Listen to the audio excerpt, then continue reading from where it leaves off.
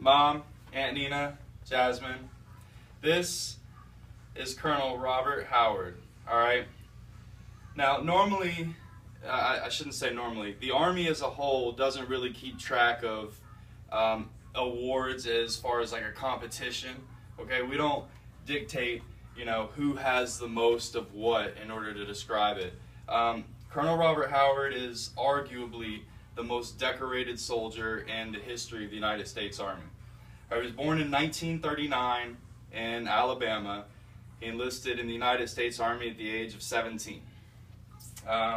His first tour in Vietnam was with 101st Airborne. He had 4 uncles and his father that also served in the 101st Airborne Division during World War II.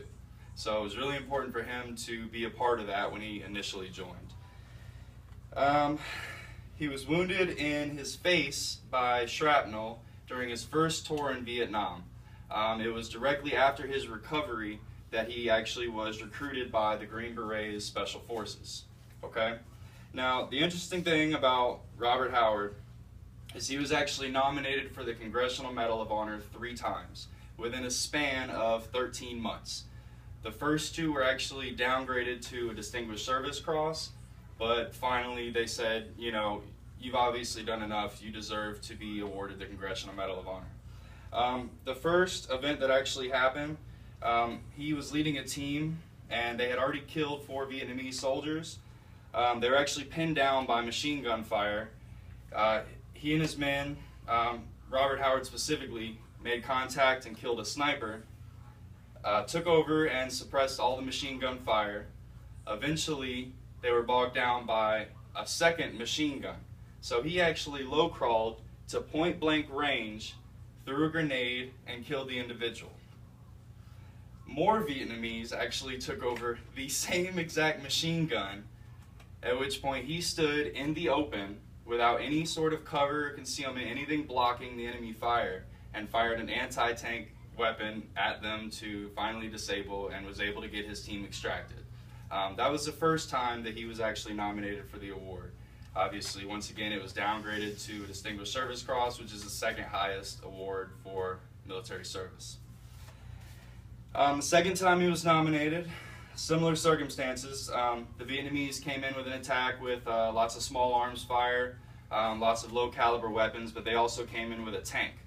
So again, Robert Howard, being the man that he was, came up directly to the tank and flanked it, came around to the side, and actually fired an anti-tank missile into the tank, disabling it. A rocket. He was shot. Their medevac was actually shot down, so their only way out was taken away from them. Once it was shot down, he actually charged 300 yards, escorting the pilots to safety. All right. He was wounded again. 14 pieces of shrapnel from a grenade actually hit him. He actually got irritated by the attack, so he charged, tore the enemy position, killed 2 of the Vietnamese, and took the 3rd one as a prisoner. That's the second time he was nominated. Again, it was downgraded to Distinguished Service Cross. The 3rd time, he was actually leading a mission when he found a lieutenant who was separated from the rest of his element. All right, the lieutenant was already hurt, so he started to administer first aid. The lieutenant was shot, and it actually was shot in one of his magazine pouches. What happened was when the round hit his magazine pouch, several of the magazines actually exploded, which essentially shredded Robert Howard's hands. He continued to perform first aid while actually carrying him down a hill. While he was carrying him down a hill, he was actually shot in the foot. So he continued, even though he was wounded several times, to suppress the fire. They finally, the next day, got a flight out. And, the entire time Howard's encouraging his men to return fire, etc., etc., and he got all of his men on the helicopter. Robert Howard was the last man to board.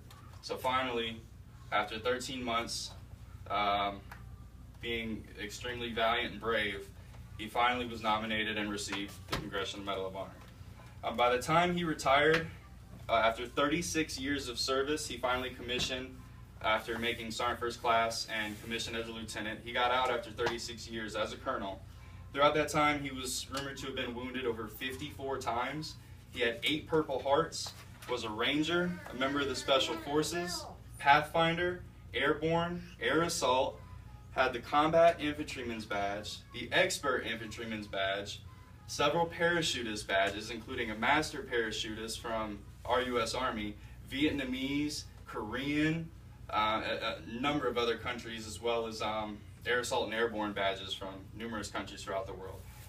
Robert Howard was buried with full military honors 22 February 2010 in Arlington National Cemetery. All right, I didn't really find out about this gentleman until a few months ago. My teammate where I work just left a tour as a sentinel for the Tomb of the Unknown Soldier, and they have to memorize 17 pages of information in order to brief foreign dignitaries and our president and very important personnel that come through the cemetery. He's the one that actually made me aware of this gentleman, and I just really felt that it was important to share the knowledge that people like this existed once. They don't quite make them like that anymore.